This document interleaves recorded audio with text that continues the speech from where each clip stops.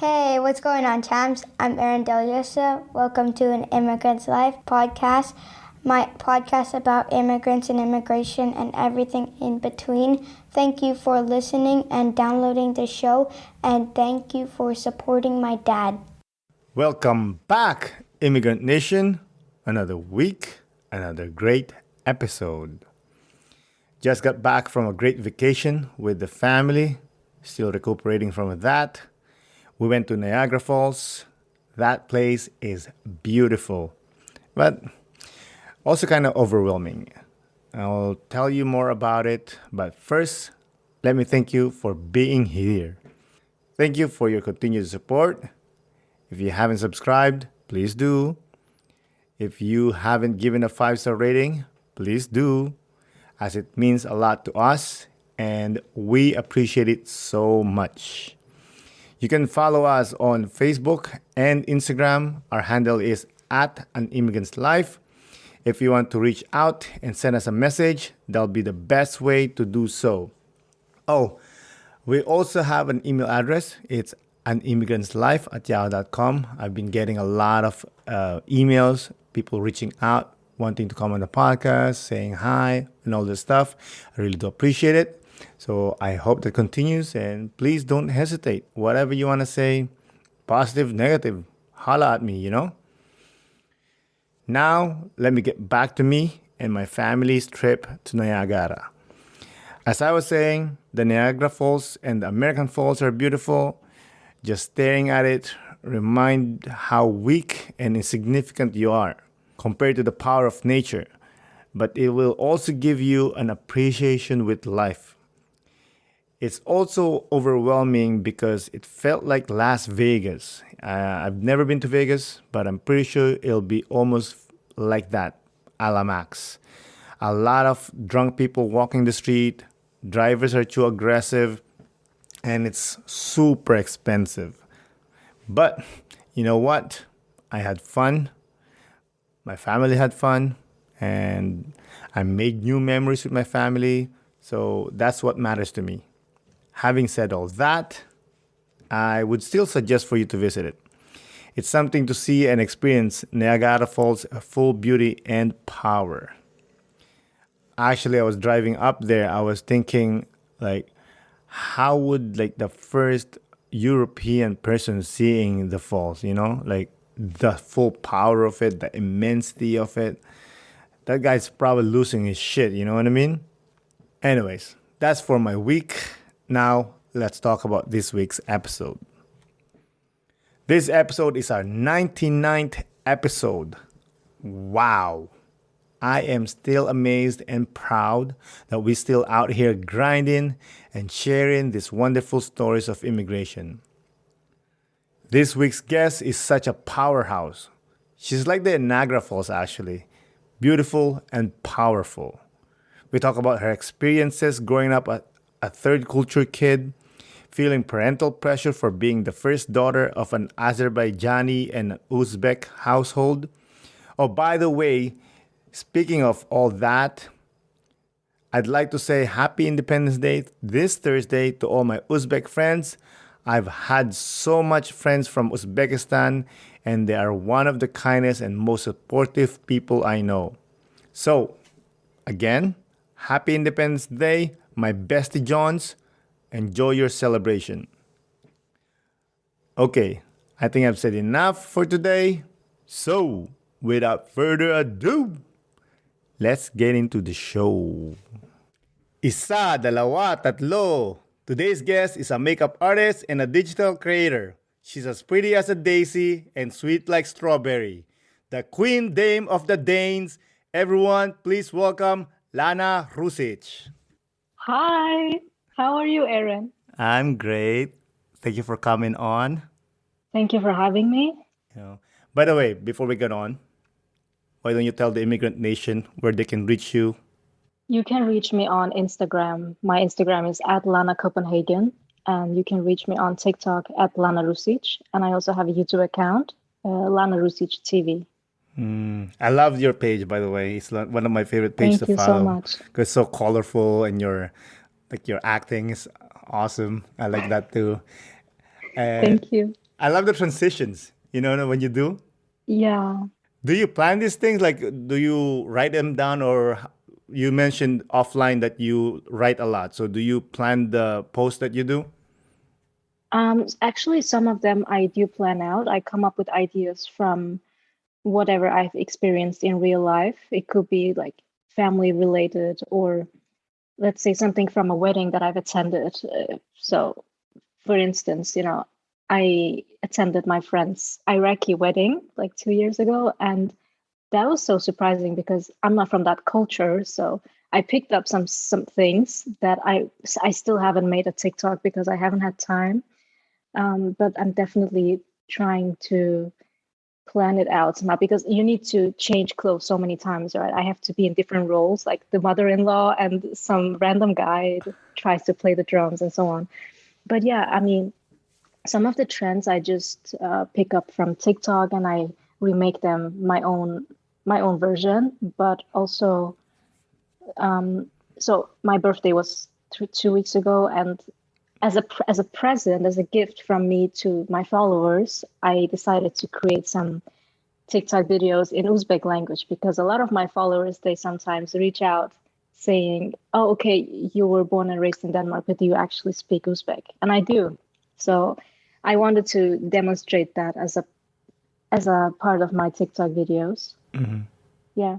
I love it. And I do write. I actually write the manuscript myself, both in Uzbek.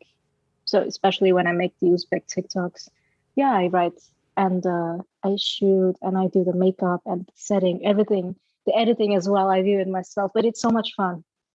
I'm glad that you're enjoying it. I mean, I'm glad I'm enjoying watching it, but I know the logistics behind it. I'm like, yo, I will never do something like this. Oh, I used to say that to myself. Because I'm a very shy person by nature. I don't like to be in a, how to say it. I mean, I thrive being in the public eye, but more as a figure, a quiet figure, Mm. not so much talking, but that's something that I've been working on for many years. But as for the TikToks, that's different because I'm not being myself exactly. So people can't really judge me based on the acting. It's simply acting. I'm stepping into the role that I'm showing in my TikToks, just like the mother-in-law when I play that role, or you've probably seen it on my account. Mm. But yeah, Yeah, but you mentioned that you're not being yourself, but you cannot help people, and people will think that that is you, that is your persona. yeah.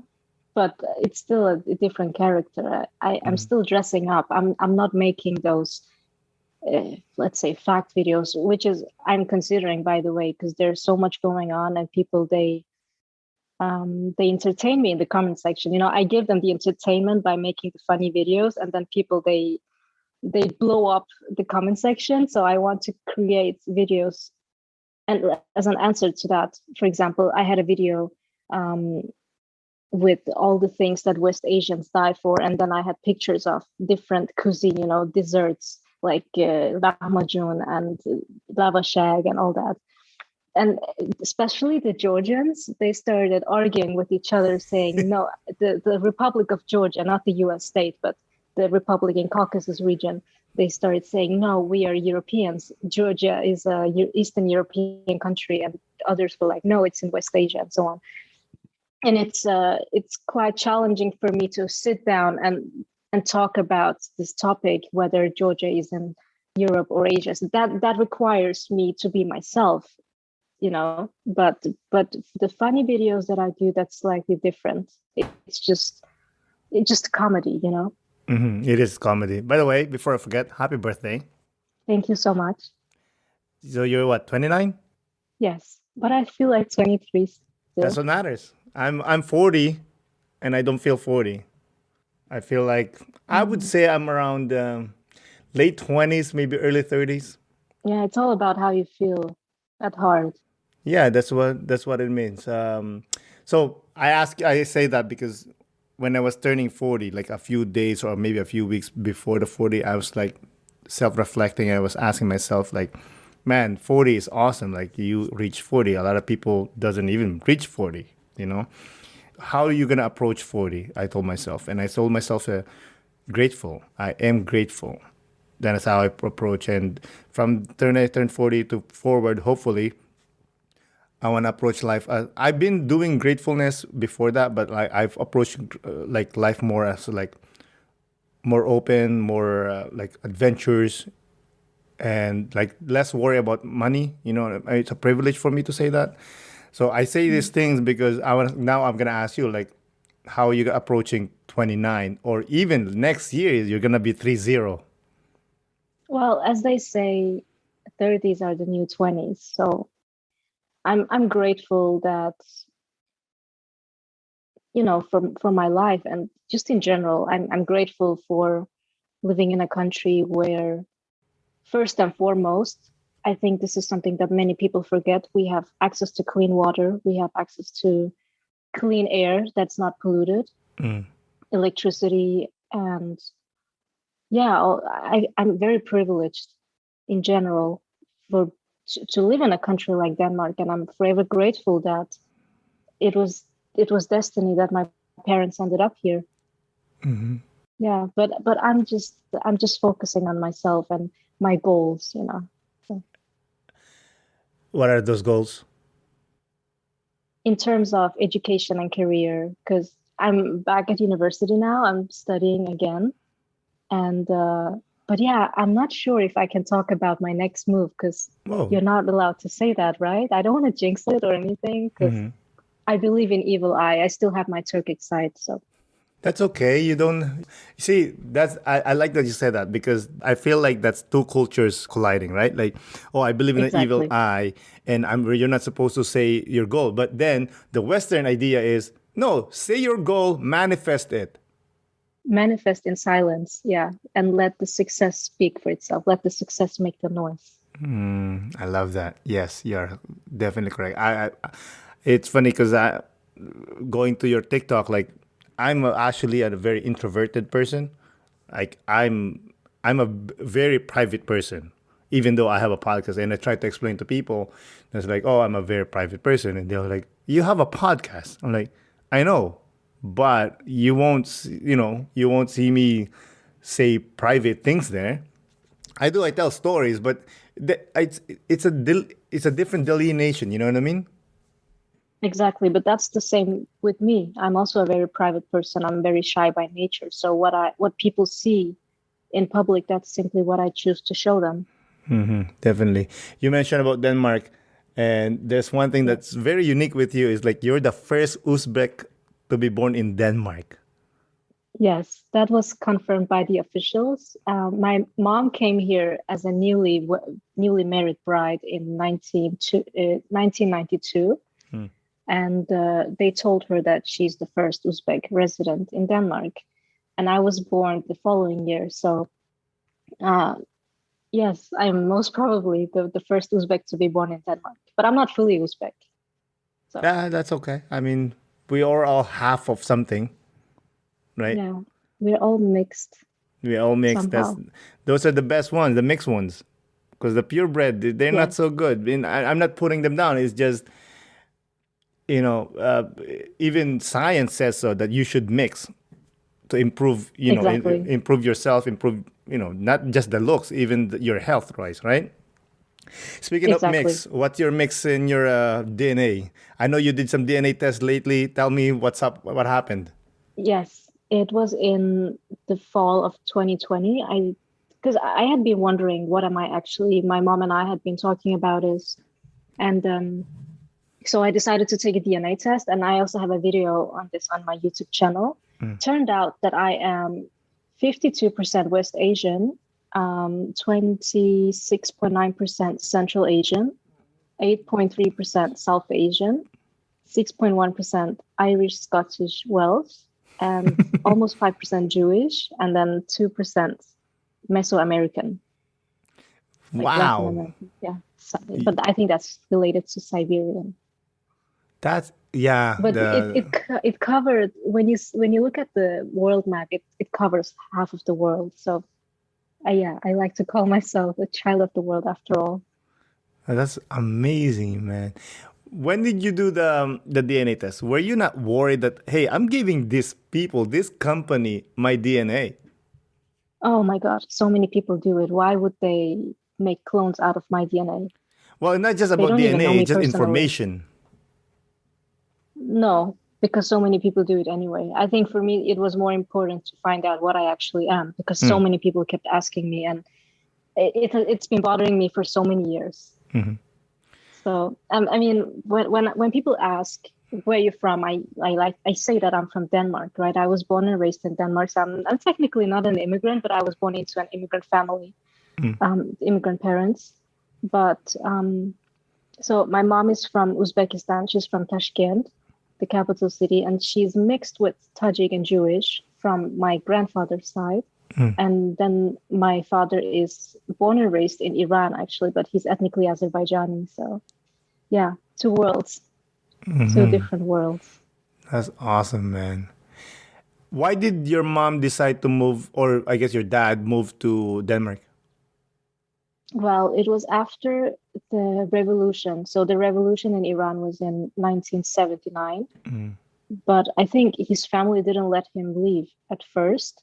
But eventually he did because my uncle decided to come with him. So they went to Turkey first and stayed there for a few years. I think, I don't know how many years. And then they relocated to Denmark. It was pure chance. They wanted to leave the Islamic regime because of how Iran was before and after. Of course. It changed completely. Went from being kind of like a free society to being very Islamic. Yeah, for sure. How did your mom met your dad? It was on a business trip. So my mom is she's an educated choreographer, and she pursued a career in showbiz after she graduated. And one of her mentors was Nasiba. What was her name? Ziyada Madrahimova. She's the mother of an Uzbek singer named Otabek Madrahimov. I'm sure that Uzbeks know him. So my mom used to travel to former Soviet countries with her dance group, and in the summer of 1992, they went to Riga, Latvia, and my father also happened to be there at that time. And he actually saw her on the stage when she was dancing, and later he decided to approach her. And that's how things started, basically. And my mom was very picky, she has always been a very strong woman with strong boundaries. And she told my dad, if you want something serious, I want you to travel to Uzbekistan to ask for my hand in marriage. And that's what he did. And back then, since it was still, so Uzbekistan had recently become an independent nation, but it was still under Soviet influence with Soviet rules. And so it was quite difficult for my dad to take my mom out of Uzbekistan because they needed him to provide documents saying that he was unmarried, that he was going to marry her for the right reasons and not just for whatever. I mean, he had to go through so much hassle. I feel bad for him, actually, but he didn't give up. He did provide all the documents that were needed. And yeah, they got married in Tashkent and had a big wedding. And then my mom had to move to Denmark because at that time, I think my dad was still waiting for his Danish passport. And so he could not move abroad. And my mom said, I actually don't want to give up my career. But since she's a woman, she had to follow her husband. So she ended up coming to Denmark in Wow. 92. What a beautiful love story. You mentioned she's a woman. You have to follow your husband. Do you follow that too? Or no? Well, I'm a mix of both Scandinavian and post-Soviet. So although I do believe in gender equality in some points, but I'm still a very traditional person myself. So when it comes to marriage, it really depends on who I'm going to marry, because if I meet someone here in Denmark, whether he's a foreigner or a local, most probably we're going to end up staying in Denmark. But if, let's say, if he gets a really nice job in a foreign country and wants to move abroad, most probably I will follow him. I mean, of course, that's what's because marriage. uh, yeah, because I also want to, I want to support my future husband. I want to be there for him. And that's what we women are known for, right? We are known for being caring and nurturing. And yeah, I love that. I love that you say like when that's where known for, which is true, and obviously now the feminist movement are saying like no, no, no, we're women, we're strong, we can do all things, which is true. You guys can do pretty much all the things, but then you have this still people like you that like no, no, no, you know what I mean? Like yeah, we support our men. exactly. And I think that women have to be very careful with this feminism because by pushing this feminism on men, you take away the masculinity from men. You guys feel useless. That's not how it should be. At the end of the day, we do need the men. And if I may mention, I used to be very Danish because, I was born and raised in the city of Aalborg, located in northern Jutland, which is the region with the smallest concentration of immigrants. So I grew up very, very much like a Danish person. All of my classmates were ethnically Danes. And so I was very, very much whitewashed. And in 2017, I traveled to Baku, to Azerbaijan, because at that time, I was enrolled in a different program and I was very active in a student organization that focuses on sustainable management and economics. So they had a conference coming up in Baku and I traveled there. That was a game changer because I went from that 1 week in Baku was truly just like a therapy and to reconnect with my roots. And it changed the whole game because I went from being this very Danish, strong, independent woman thinking, oh, I can pay for myself. I can carry my suitcases down the stairs to being treated like a queen. The guys there, they would remind me, yes, we know you are strong, independent, but we still want to offer you our help. They would help me carry my suitcases down the stairs. They never let me pay. And yeah, I kind of realized that, okay, maybe I should change a few things about myself to become more feminine, to be more vulnerable, because guys seem to like that. Of course, that's what we are. We take care of the women, and the women take care of us in a different way. Yeah, Like with my wife, I still open the door of the car when she's sitting. Not all the time. gentleman. Not all the Well time. done. Not all the time. Relax. But most of the time, I still do. And sometimes she's like, "What are you doing?" And I'm like, "I'm opening the door. You should say thank you." But she's an independent woman. You know what I mean? Or sometimes, the purse. She carries the purse. Sometimes I carry it, and she's like, "No, you look, doesn't look good." I'm like, "I don't care. You're tired. I'm carrying it." But hey, listen, I'm for equality. However, I also feel like there's still like gender roles. You know what I mean? Not Of because, course. oh, by the way, you're a woman, you're supposed to be doing it. It's just like, you're a woman, you're usually good at these things, so do those things. You know what I mean? Exactly. According to biology, men will never be able to get pregnant and give birth.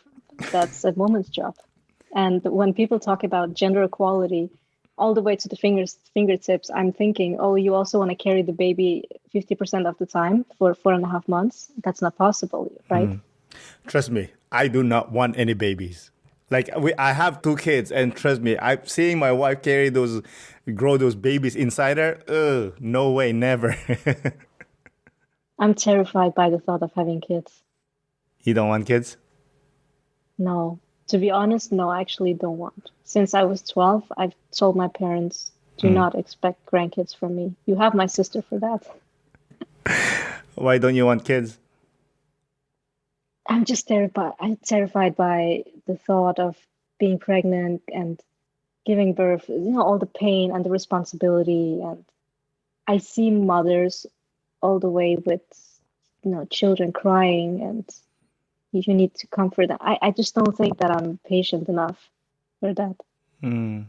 I'm sure you are once, if it ever happens, obviously. And I tell people all the time, like I have a few friends women that are like, I don't want to have kids. Like, yeah, don't have kids. We're good. We're covered. We got 7 billion people. you know. Exactly. Unfortunately, the people that says that I don't want kids are the ones that I want to have kids because they're powerful, independent women.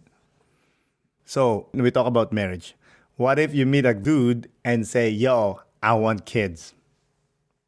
Mm, good question. Well, then our goals don't align. Then we're not the right match. Deal breaker, huh? Yeah, because at this age, I know what I want in a partner and in life. So if he says that, listen, I'm not looking for just another padrushka, which means like female friend. You need to be my wife or and give me babies within the next two years, or we're not gonna happen. Then yeah, let's just end it. I'm sorry. Then he's not what I'm looking for in a partner. Yeah, I guess so. But are you single, if you don't mind me asking? I'm single.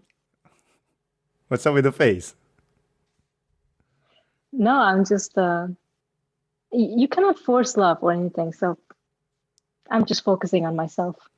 What kind of men are you looking for? Are you looking for like a Danish man or are you looking for like Central Asian? Oh my God. I've never been attracted to Scandinavian Danish guys because I grew up with them. I grew up watching them. And as for Central Asians, I don't know. I mean, if he's hot, why not? But the looks are super important to me. But for some reason, Central Asian guys, they have bad reputation. I'm sorry to expose the Central Asian guys who are listening right now. Yeah, they are just raised into this patriarchy, and they, in the beginning, it might go from being healthy jealousy, but it will escalate real quick to being territorial and controlling. They think they own the woman. That's not how it should be. It's not ownership, it's partnership. You should you should still give each other space and respect each other and trust, which yeah, be honest and trustworthy. I think that's very important. Of course, I agree. But you know who would give you space? Danish men.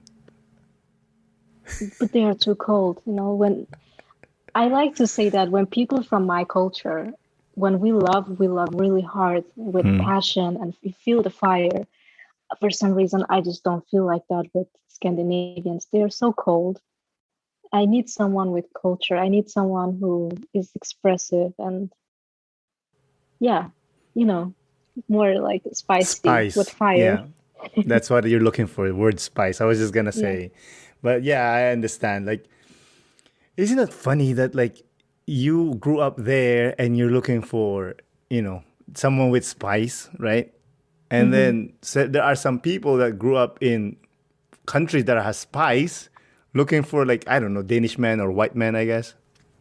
hmm But I think that's because I literally grew up with Danes, and um, I've always been craving my culture because it was so rare. You don't really meet Uzbeks or Azerbaijanis here, especially in my region, in Orbo. It's just so rare. So when I finally meet people from my parents' culture, I just get so hyped up and I get so excited, and they satisfy me culturally. That cultural satisfaction is so important to me, and yeah, if they understand, or even if I meet someone who knows about, let's say, Uzbekistan, you have my heart. Okay, but as for the women who grew up abroad, let's say in Central Asia, they might want to be with Western guys because they're so fed up with all the patriarchy and the toxicity that comes with, yeah, the guys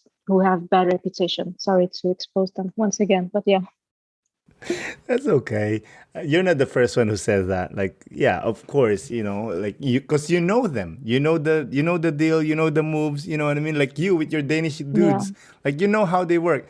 Speaking of that, you growing up in Denmark, you being Danish and you feeling Danish, but hmm did you feel Danish though? Or did people make you feel Danish or they always remind you that, oh, by the way, you're not one of us? Oh my God, this has probably been the greatest challenge of my life because growing up, when I was in kindergarten, all I wanted to was just to fit in and to be treated like any other Danish kid, right?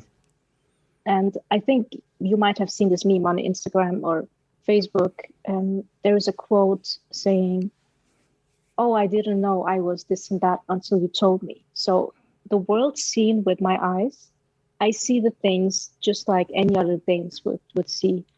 But it's until someone tells me, "Oh, but you don't look Danish. Oh, but you have dark hair, you have dark eyes." And I'm like, "Oh, really? Okay, now I just realized that on the outside, I have other spices in my blood." So yeah, I think it's all about how you see yourself. I've always considered myself very Danish, and it starts with you. Because if you accept yourself as whatever, let's say Danish, then yeah, others will accept you like that too. And that was when I was living in Aalborg and later moved to Copenhagen, the capital city. I would say most of my identity crisis problems were solved because then I was fitting in without anyone kind of pointing fingers at me like, "Oh, you're an immigrant," or whatever. But I felt like I was being a part of this multicultural society that Copenhagen is basically. But still, I would get asked so many times, but "Oh, where are you really from?" But I think that's a general question that everyone is asked because there are so many tourists, there are so many expats and international students. As for the institution where I'm studying, Copenhagen Business School, I think that one has the most international students, and it's so amazing that you get to meet people from different cultures crisscross. It's amazing. So yeah. But I think when people ask me in Copenhagen, "Where you're really from?" they're just interested in my culture. And maybe because of my features, they cannot really tell. Because most people, they cannot guess my ethnicity correctly. They would guess, oh, Turkish or Persian or Serbian, Ukrainian even. Yeah, I see that. But I mean, do you get offended though when they ask you where you from, where you really are from? Sometimes it depends on how they say it, but it depends on the tone in their voice. Because when Danes ask me, "Where are you from?" I'm like, "I'm from Denmark." "No, but where you really, really from?" "Oh, I was born in Aalborg, now living in Copenhagen. And the only place that I've migrated from is literally the hospital." But maybe they should, I then tell them, "Maybe you should change your question and ask me where your parents from." And then they say, "Well, your parents could even be from Denmark." And I ask them, "What if I was adopted? Would you still ask me this question?" And they're like, "No, but then you would have a Danish name." "Oh, okay." Yeah. Yeah. If I ask a question, I usually say, "What's your heritage?" Yeah, that's a good one. Yeah, that's how I usually, or somebody asks me like, "Hey, where you from?" Like, "Oh, you mean what's my heritage?" Because I think that's more. It's like it encompasses what they really want to ask, right? Like you said, like Yes. when somebody asks, like, "Where are you from?" No, where are your parents from? But no. It just continues and continues. But if you say like, "What's your heritage?"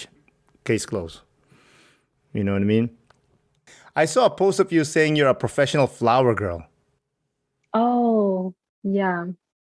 So I went to Turkey. No, sorry, I'm not supposed to say Turkey anymore. It's Turkey because the country has officially changed its name. I went to Turkey, to Bursa, with my parents in 1998, and we were passing by. I think we went to a mall, and I was so obsessed with weddings and wedding dresses back then. And I spotted a wedding dress, and then the lady from the shop came out and she was like, "Hi, little girl. Do you like these dresses? Come in. We have some for your size too." And then I started trying on those wedding dresses, and my parents ended up buying the one from that shop that, for the child size, for my size. And after that, we would attend some weddings in Sweden and Germany. And I think after some people seeing me wearing that dress and being the flower girl, they would call my parents and ask, "Hey, is it okay that we can borrow your daughter for our wedding? We want her to be our flower girl." And they would then give me, they wouldn't pay me, but they would give me gifts as a thank you. So That's beautiful. I love the story. that in the beginning, I liked it, but later on, I felt exhausted. It didn't feel, it wasn't pleasant anymore after a while, because I was just sitting there next to the bride and groom, and all I wanted was just to play with the other kids. Exactly. Going back to your growing up, what was the challenges that you face as a interracial child? Mm, that people would always think that that I don't speak Danish at home, which is true, or they would think I might have challenges speaking Danish, but I don't think that was the case. So I remember in school, my teacher would always say, "Oh, I signed you up for extra classes," and it wasn't like language class or anything, just doing some activities. What I think was so unnecessary and useless, because I thought that my Danish was good, but maybe I was just lazy, and that's why the papers the assignments I had to write in Danish, they weren't as good, and they took it as, oh, but you might be your Danish might not be as good as the other kids. I mean, at Danish, my classmate could have been just as lazy and not being, not wanting to write the paper, just hand in whatever, and they wouldn't blame that kid for being bad at Danish. So yeah, but also people would look at me in a different way and say, I mean, it was probably it didn't come from my teachers or my classmates. It was mostly my parents. They said, you as a child of immigrants born in this country, you're not exactly Danish, but you're not from our country either. You're in between. So you have to be twice as perfect. And I had to live up to those expectations. And my parents were always telling me in a harsh way, you have to do well in school, because they shouldn't look at us and think we're lazy, that we aren't good and we are ungrateful for this country for accepting us. Yeah, And how did that make you feel? really uncomfortable, because I could have, let's say, I would come home with a paper and saying, "Oh, I got a 10." It's because the grading system is a bit different than in North America. We have 12, which is the best grade, and then you have 10, and then 7. So 10 being the second best grade, I would come home and say, "Oh, I got a 10." And my classmates, they would root for me. They were so happy, on my behalf. But my parents would say, "Why didn't you get a 12? What? It's not good enough." It is Like, not good they enough. just give me some credit, okay? I really tried hard. I really did my best for this, yeah, to do well in this assignment. And do you answer back or no because you get hit? I would just tell them, instead of telling me this and be ungrateful for this result, just give me credit. Give me a gift, okay? I got a 10. I'm actually happy with the result. I can get a 12 in the future. And Because what did I they believe say? you always think nothing. They won't say anything. No. They were like, okay, cool. Well done. Hey, at least they don't beat you up. No. Did you ever get hit as a child of an immigrant? Am I supposed to say this? Hey, man, it happened. It's your story. Yeah, it did happen, not gonna lie. Oh, I know. You don't have to And then answer. and it was a part of we say terbiye, like vaspitание. It's a part of raising the kids. If you don't get beaten up as a child, you will not learn how to behave, and you won't learn how to respect your parents. But I was scared of my parents in a way that I respected them so much, and I still do.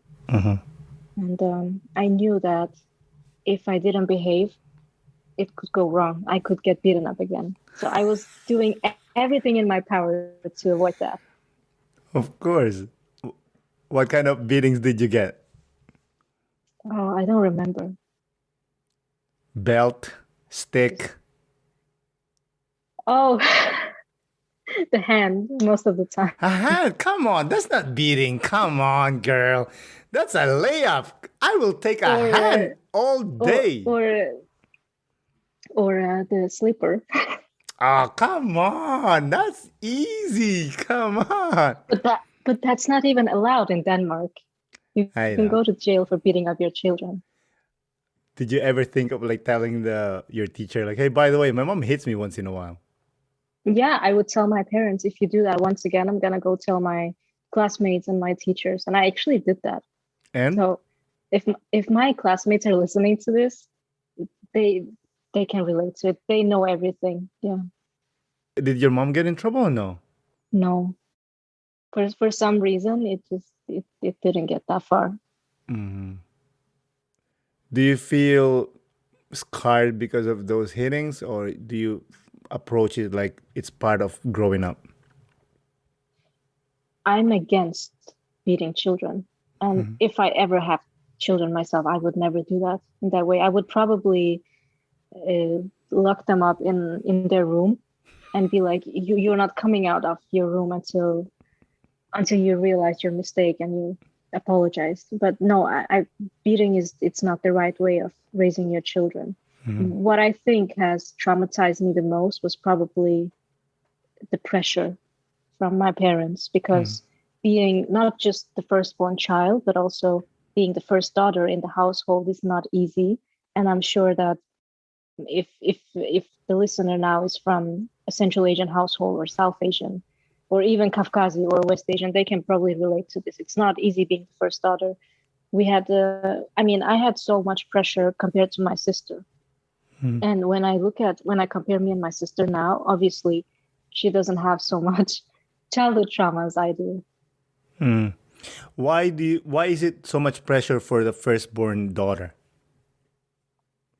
I don't know why exactly the firstborn, because I think that the firstborn has to be a role model. We have to set a good example for the younger siblings.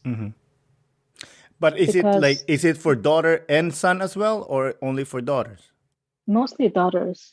Really? Because daughters, yeah.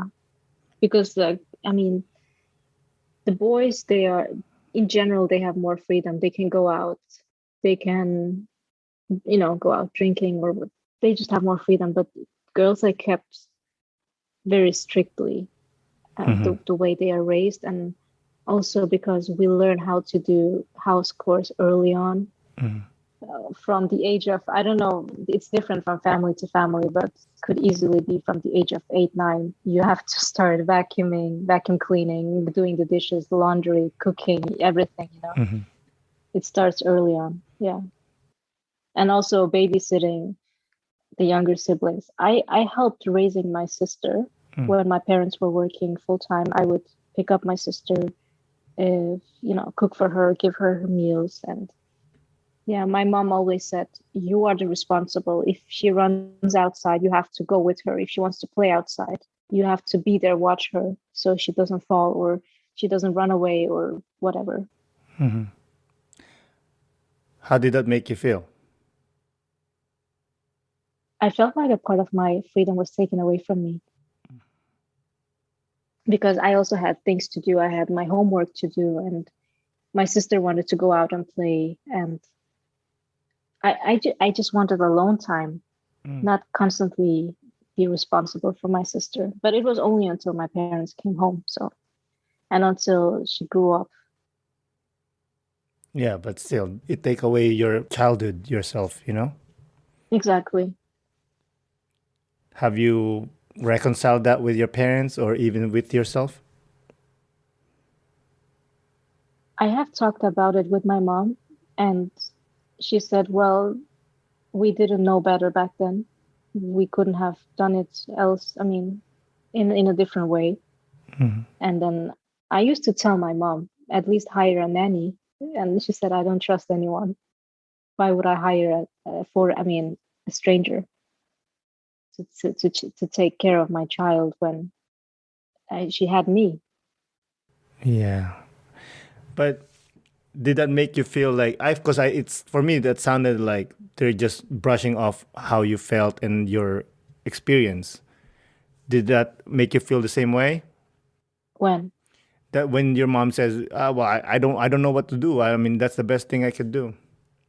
Yeah, basically, I felt like she wasn't listening to my needs, or she was like, "Oh, you need to grow up, or you need to get yourself together. Don't BS me now." She was always like that. Have you got a therapist for this? No, my journal is my therapist, and Mm. just talking with my girlfriends. Yeah, and talking to others who come from a similar background. We are there for each other, even though I haven't met some of them. I just know them online from TikTok and from Instagram, but we have so much in common and we can relate. So we usually just talk things out and we support each other. But this is one thing that I cannot talk about with my Danish friends, because they cannot relate to it. They had a different upbringing. And also, I think that the power distance was something that bothered me very much, because I would go to my friend's house and see the parents, just sitting down, play games with their children. There's the power distance is very low in Denmark, in Danish families, but in my culture, there is a high. I mean, the power distance is high. You have to respect the parents. Children play with children. So yeah, that's one thing that I wish it could have changed sooner. But after my parents divorced, my mom decided to change herself for the better. So she became more like a friend to me and my sister. She would talk to us. She would talk to me like a friend, and say that she wanted to become more like to have this friend-like relationship with me. And if there's anything I want to talk about, she's open to listen. And if something happens, like an accident, I should just tell her. She promised not to ask me questions, but she would be there for me. And ever since then, our bond has been strong. So yeah. It's great to hear. It sounds like it wasn't really your parents or your mom. It sounded like it's more of your dad. Yeah, very much. Yeah, I cannot really say why he's like that. I think many guys, they just grow up to be this macho guy, and they want to be the head of the family and they want to have all the power. Yeah, but there should be boundaries. Yeah, definitely.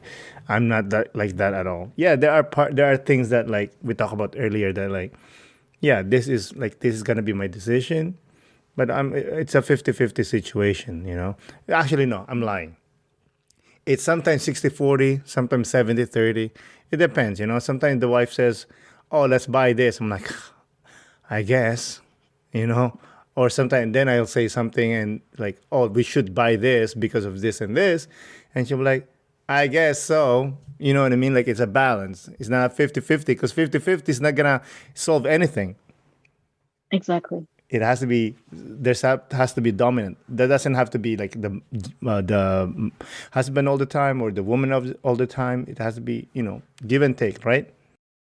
Yeah, I like the way the Greeks do it. How did they do it? So Greeks usually say in the household, the woman, the mother, is the dominant role, Hmm. and when you are outside or out, then it's the man who is the dominant. I like that. For Filipinos, well, my wife is Canadian. I'm Hmm. obviously Filipino. In Filipino culture, we call fathers as the the foundation of the house, and the women are the light of the house. Makes sense. So our culture, that's one thing I'm proud about my culture is like we're very equal. You know, there are gender roles, yes, but we're very equal. So we're talking about passed down trauma from your mom to you, right? And you mentioned about pressure from your parents. You're 29. In your Yes. culture, you should be married by now and have Yeah, kids. that's true. Yes, and I even made a TikTok video about it on the occasion of my 29th birthday. Hmm. But if I live in Denmark, that's the main reason why I'm not married. Another reason, I guess, I just haven't met the one yet, Hmm. and it's not my fault. But truly, I mean, if you compare Denmark with Uzbekistan, for example, yeah, in Denmark, it's just a different society. Okay, it's all about, education is free because we pay high taxes and all that. So education is free, and healthcare is free, and that's why everyone is so established when it comes to education. It's all about, educate yourself, get your diploma and all that, work, have a career.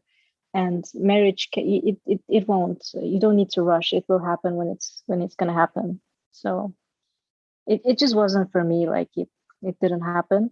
But in Uzbekistan, it's times have changed since the collapse of the USSR. Back then, the system was more like the Danish system. Education was free, and everyone was so honest.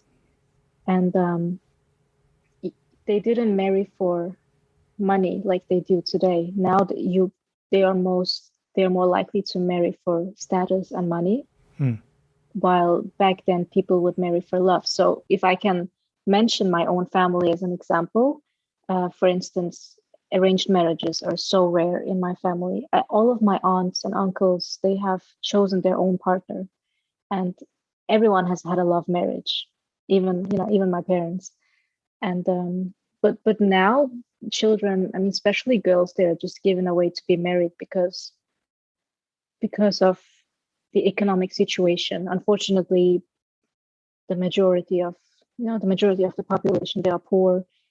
They just want to give away their daughter to be married because they don't want to provide for them anymore. They don't have the resources. So yeah, it's like you free yourself from a burden when you give away your daughter to be married. And that's why when you don't just, I mean, some people might meet their partner at school or somewhere, but we have this matchmaking process. We call it solche or elchi. So they come to, it's usually an aunt of the guy who comes to the bride's home, and they ask for a hand in marriage. And if she says yes, then they're going to get married after a few months. It's not even that long engagements are not that long in Uzbekistan. Because there's no point. Because you're going to get married anyway. Yeah. Has your mom ever tried that on you? No, I'm not going to lie. There has been a lot of guys asking my mom, hey, I know you have two daughters. I know the oldest one. Because, my sister is my sister is the opposite of me. She's very private. She doesn't like to be in the public eye. She's not into social media and all that. But people, they know me, they know I exist. So they have asked my mom, well, I know your daughter is not married. Could we maybe arrange her with my son or whatever? And my mom immediately rejects them. If they're Uzbeks, my mom being Uzbek herself, she didn't marry an Uzbek, and she never wanted to. And she also tells me, I'm not going to give you away to be married to an Uzbek. And I don't want to marry an Uzbek either. I'm not attracted to them. But usually she rejects them, and then she comes to me and says, hey, there was one guy who was interested in you, but I just said no in advance. Is it okay with you? I'm like, yeah, mom, I don't care. Just. You said you don't want to get married with an Uzbek man, but you care if a man knows about the Uzbek culture. Yeah. There's disconnect there. Oh, yeah. Just not Uzbek. It could be not even Central Asian anymore. Yeah. I mean, he could be Azerbaijani because they are better looking and they are more open-minded. Also, the other part of my culture. But yeah, I mean, my mom has always said, even if you marry a foreigner who knows about your culture, who agrees to learn the language and get integrated, they're actually going to get more respect than an Uzbek. So let's say if I, let's say, just hypothetically, if I marry an Uzbek, obviously he would know the language and culture, right? But if I marry a foreigner who's going to pick up the language and learn about the culture, he would be more respected by my family than the Uzbek. Why? Because of the effort. Because it's so impressive when you take in a foreigner who is willing to learn about your culture and language. As long they're not Danish. My mom has always told me, why don't you just find a Danish guy? They're less drama, they're not toxic. It's me who I'm not into them. I'm not attracted to them. Okay, what if a Danish guy goes up to you and say, like, I like you, I want to date you, and then he starts talking about Uzbekistan and all this, the culture. It depends on his looks. We're talking about 10. We're talking about like Henry Cavill looks. Okay, if he's educated and comes from a good traditional family, like old money family, if he dresses like those, sure, I can try, but I don't think I will be attracted to them on the long run. Because he doesn't have the spice? Maybe. But also because I'm very picky. I have a very specific type, and don't even get me started, because when I see him, I will know. My heart will know. It's gonna be like the world stops, the time freezes, and I won't be able to take my eyes off him. Where is this guy? What does he look like? Maybe he's listening right now, and he doesn't know. Maybe. Maybe. What does he look like? Is it fair skin, dark skin, long hair? Well, I'm thinking of one person, but I don't know if I should expose him. You don't have to say his name, but is this guy? Is he you're like close to you? Like does he live in the same country? He's a famous football player. Oh, I know this guy. You post about him all the time. Exactly. No, actually, I post about a few because one of them is my friend, but it's not him. It's the other one, the famous one. Yeah. Okay. So that's what you're looking for? Yeah. I think it was 10 years ago. I was watching a football game and I just spotted him and I was like, wait, what's his name? And I started Googling and yeah, he's at my age, but he got married 5 years ago. So if my future husband is listening to this, don't even worry because, the footballer, he's married now with a child. So yeah. You're funny. But have you been looking though? I'm not actively looking because that's not how you find love. It will come to you when you least expect it. So I decided not even to try. I'm not going to look for it. Hey, you still have time, right? 29, 30. Plus, you don't care about having kids anyway, so you're good. Yeah. But I don't want to wait too long because I'm thinking the more I have to wait, the longer I have to wait, the more exclusive I want the wedding to be. Because I still want a wedding, right? I still want it to be exclusive and with this fancy cake and big wedding dress and yeah. Yeah, you're like that, eh? I've noticed it on your Extravagant, exactly. Yeah. Why? I just grew up like that, I guess. Your mom's like that too? Not really. I mean, my parents had a big wedding, so. But when I was about, I think, 11 or 12, I didn't want a big wedding. I was so introverted and shy. So I remember telling my parents, if I ever get married, it has to be very intimate, just with the intimate family members, just 12 people or something. But now I think I would probably invite around 80 people. When I say big wedding, I don't need 500 guests. It could be 60 or 70, 80 people. I just want it to look exclusive. Nice venue, huge wedding dress, huge cake. I want to feel like a queen. That's cool. You have anything more to say? Last remarks before we close out? I think that was it. That's good. All right. That's perfect. I mean, this has been a fun conversation. I really enjoyed this one. It was my pleasure. All right. Have a good night. Thank you. You too. Thank you for having me. For sure. Bye. Bye. Bye. Thank you again, Lana, for coming on the podcast. I really do appreciate it. Thank you, listeners, for listening. This is Aaron Doliosa for An Immigrant's Life. I'll see you guys later.